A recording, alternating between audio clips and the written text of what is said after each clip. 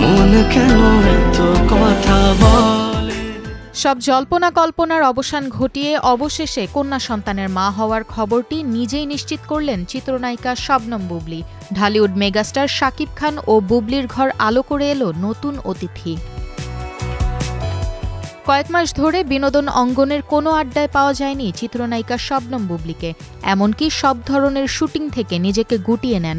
ওই সময় গুঞ্জন উঠেছিল আবারও মা হতে যাচ্ছেন শবনম বুবলী। তবে সংবাদ মাধ্যমের সঙ্গে আলাপে বিষয়টি বরাবরই এড়িয়ে গেছেন এই ঢালিউড তারকা।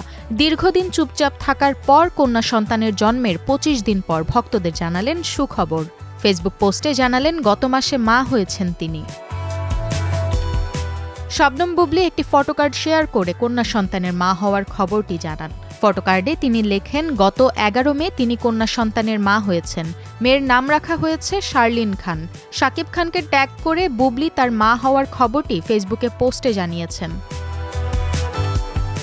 ২০২০ সালের ২১ মার্চ যুক্তরাষ্ট্রের একটি হাসপাতালে শাকিব বুবলী দম্পতির সন্তান শেহজাদ খান বীরের জন্ম হয়।